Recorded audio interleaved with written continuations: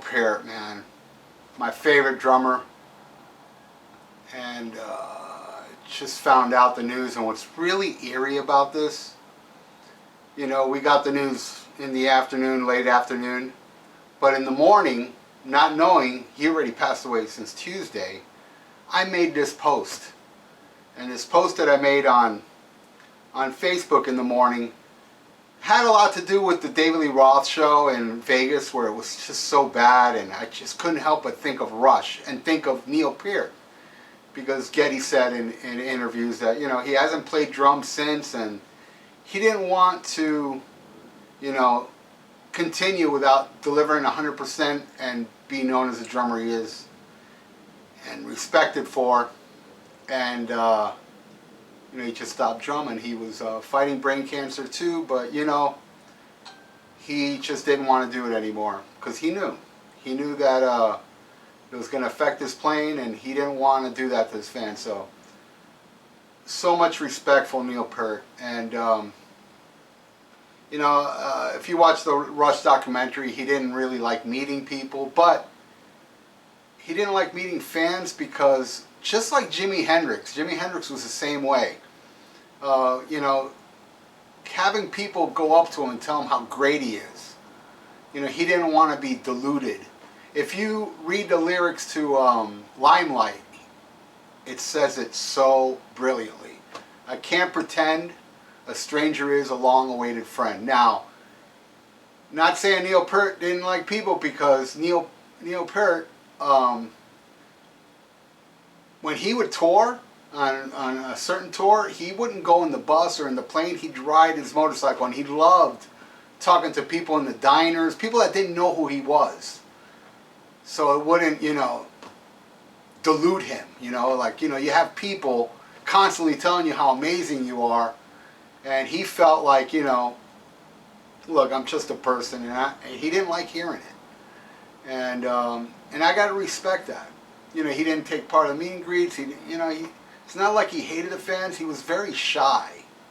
He was a very shy person, and the tragedy this guy has experienced later in his life, losing his wife and his daughter, and wow, just so much tragedy, and then brain cancer, which none of us knew, and I'm glad that they kept that secret.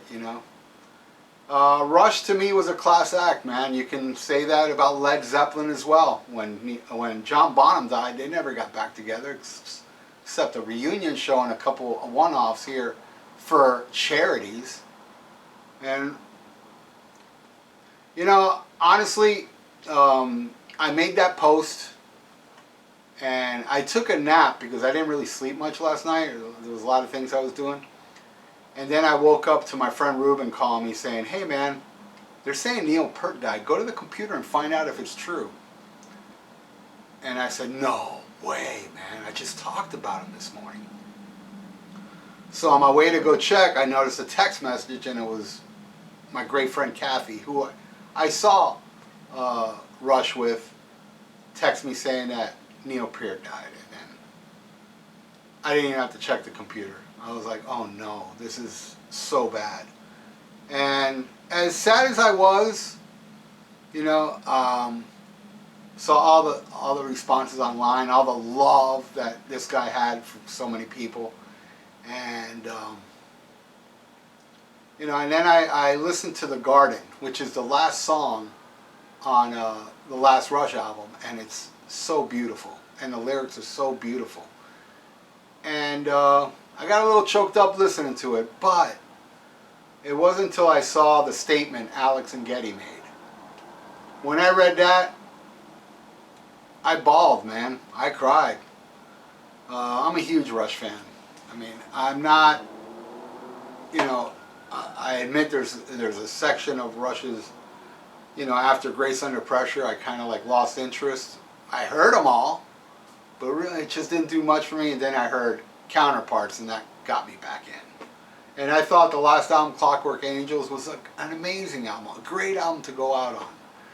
And I've seen Rush a total of 11 times, starting with Moving Pictures all the way up to the last tour, the farewell tour. I flew, it didn't come to South Florida, I flew to New Orleans to see it. And I'm glad I did. And let me tell you, Neil played that night as good as he did on the Moving Pictures tour. Rush never, ever, ever played a bad show. Neil was always the best live. And he was a perfectionist. And I had to make this video to give a little tribute now. Tonight I'm doing my podcast and we're supposed to do an album review, but we're scrapping it. So what we're going to do is do a tribute to Neil Peart, and also we're going to talk about the whole Rush discography on the Rock and Metal Combat podcast. I don't know when it's going to be up. We're going to record it tonight. I got to edit it, but it will be up during in the weekend. So I turned off my record player. I was playing live at Hammersmith that came in the Rush Farewell to King box set, and I'm going to go back to listening to it. And wow, what a blow, man. It is a blow. To lose Neil Peart is major, major. And you got to give it up for him, man. And Rush. That's a band, whether you love them or not, that's a band with integrity. That's a band that did what they wanted, ended when they wanted. Well, actually, to tell you the truth, Geddy and Alex didn't want to end, but they respected Neil for that. They wanted to continue, but Neil didn't want to, and